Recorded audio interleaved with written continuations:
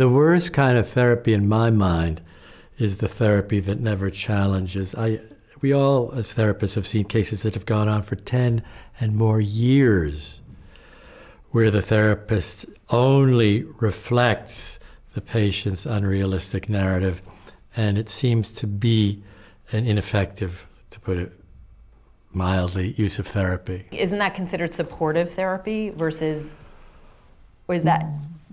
Yeah, you're using terms that are more complex than one would think, because there's actually a good form of supportive therapy. Okay.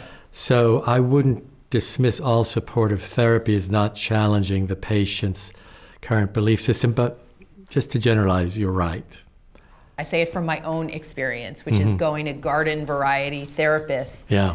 Where my life would be like collapsing all around me, relationships would just be decimating, and I was right.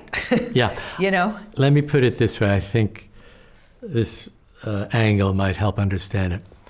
As a therapist, perhaps the most central part of our job is to empathize with the patient's mind.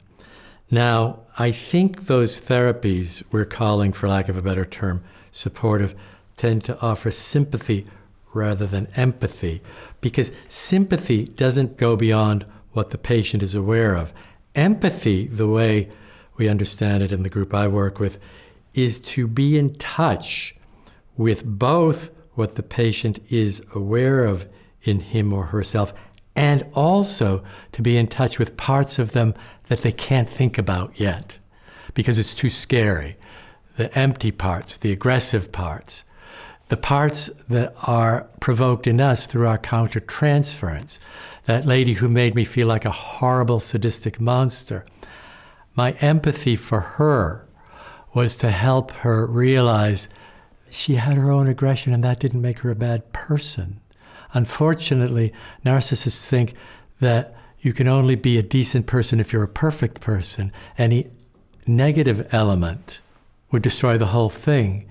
So I had to gradually help her see, yes, you're well-intentioned, you want to love your family, you want to be the best mother you can, but sometimes other stuff is there too, and we'd be better off acknowledging it than denying it and having it burst out and cause all these conflicts with other people. It's very dramatic. One morning I got to my office and a patient had left a message, would have made a sailor blush. She was just insulting me with the most vulgar stuff because I couldn't change a session. You know, she couldn't come and ask if I could I couldn't. So anyway, it was quite dramatic. So when she came to the next session, she didn't mention at all this really hostile. I'm smiling because it was almost creative in how insulting and vulgar it got. But anyway, so I said to her, you know, you're telling me about what happened since the last session, but you didn't mention the phone message you left. It was kind of intense. She said, what phone message? So I said, well, the one where you called me all those insulting terms because I couldn't reschedule the session. She said, I didn't leave a phone message. So I said, well, it's still on my machine. I played it back for her.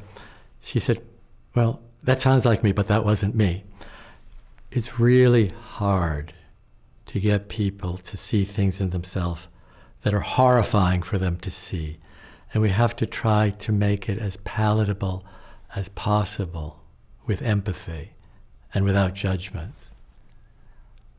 How would you put the concept of fake news in this framework? But it's all, I mean, whether it's fake news or not depends on the person who's using the term. I guess the act of trying to discredit news as fake news. Yeah. Maybe that's more. Well, that's what happened in that session. The news was you left this really insulting, vulgar message. The response was, that's fake news. It didn't happen. It sounded like me, but it wasn't me. I think the concept of fake news is what we simply say in psychiatry and psychology, denial. You don't agree with it, you don't want to hear it, you say it's not real. The question is, and I don't have the answer, to what degree does the person claiming this is fake news believe their claim? Sometimes they do, Sometimes they know it's not fake news, but it's convenient or it serves a purpose to say it's fake news. It's more scary if they believe their claim of fake news, because that's denial of reality.